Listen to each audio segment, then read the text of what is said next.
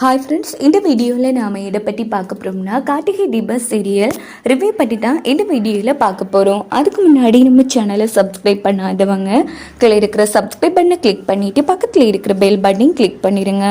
சரி வாங்க வீடியோக்குள்ளே போகலாம். அபிராமி அருணுக்கு தெரிய வருது ஐஸ்வர்யா கர்ப்பமாக இருக்காங்க அப்படின்னு சொல்லி. இதனால அபிராமி இங்கே நம்ம அருண் ரெண்டு பேருமே ஐஸ்வர்யா போட்டு அடினா அடிக்கிறாங்க.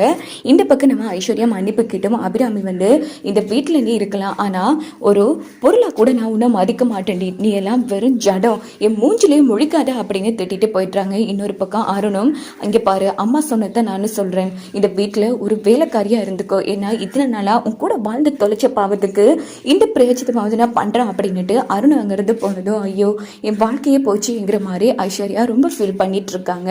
இந்த பக்கம் ரியாச்சு இந்த ஐஸ்வர்யா வீட்டை விட்டு போவான்னு பார்த்தா கடைசியில் இங்கே தங்கிட்டாலே அப்படின்னு டென்ஷன் ஆகிறாங்க. சரி விடுங்கக்கா, கூடிய சீக்கிரம் சரியாயிடுங்கிற மாதிரி ரியா ஆறுதல் படுத்துறாங்க.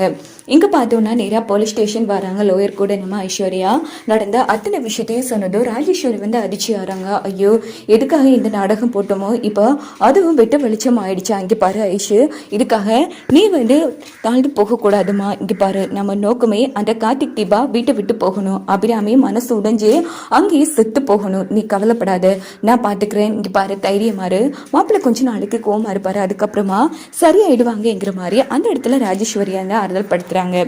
இங்க பார்த்தோம்னா ஃபேக்டரியை தான் காமிக்கிறாங்க.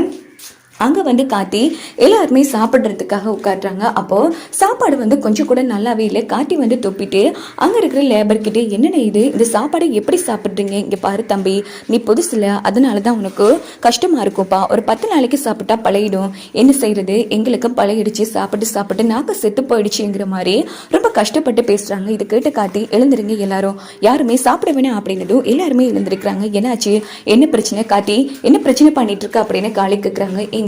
எனக்கு இது சாப்பாடு, இதை கொஞ்சம் கூட நல்லாவே இல்லை, இதை வாயில வைக்கவே முடியல, இந்த சாப்பாடையா எல்லாருக்கும் கொடுக்குறீங்க, இதை சாப்பிட்டா எப்படி எங்களால தேம்பா வேலை பார்க்க முடியுங்கிற மாதிரி காட்டி வெளுத்தெடுக்கிறாங்க காளியை. இங்க பாரு, என்ன ரொம்ப ஓவரா பேசிட்டு போற, இது உன்னோட ஆஃபீஸ் கிடையாது, இப்போ நீ முதலாளி கிடையாது, தொழிலாளி அப்படின்னு சொன்னதும் காட்டி செம்ம டென்ஷன் ஆகுறாங்க. இங்க பாருங்க, நான் தொழிலாளியத்தான் பேசிட்டு இருக்கேன்.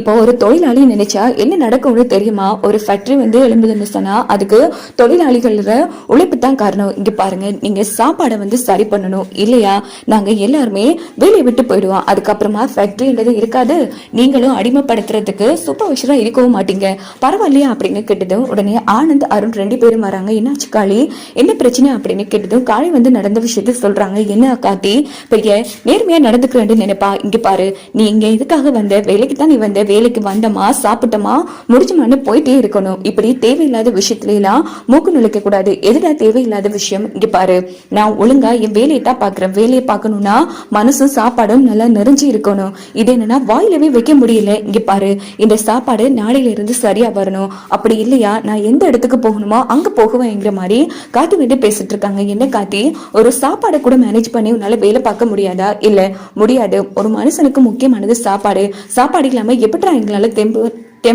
தெம்பில்லாம வேலை பார்க்க முடியும். இங்க பாரு, நான் கடைசியா சொல்றேன், இப்போ நாளையில இருந்து மட்டும் இந்த சாப்பாடு சரி வரலன்னு சொன்னா கண்டிப்பா உணவுத்துறை அமைச்சர்கிட்ட நான் போவேங்கிற மாதிரி சொன்னதும் ஆனந்த் அருண் பயப்படுறாங்க. இங்க பாரு ஆனந்த், இது மிகப்பெரிய பிரச்சனையை உண்டாக்கிடும், இங்க பாரு, இப்போ காத்தி ஒரு முதலாளியா பண்ணா இந்த பிரச்சனையும் வராது, ஆனா தொழிலாளர்கள் எல்லாரும் ஒண்ணு கூடினாங்க, அவ்வளவுதான், நம்ம ஃபேக்டரியே இல்லாம போயிடும் அப்படின்னு சொன்னதும் சரி, இப்ப என்ன சாப்பாடு ஒழுங்கா இருக்கணும், அவ்வளவுதானே, நாளையில இருந்து சரி பண்ணிட்டுங்கிற மாதிரி ஆனந்த் காட்டியை பார்த்து பயப்படுவாங்க.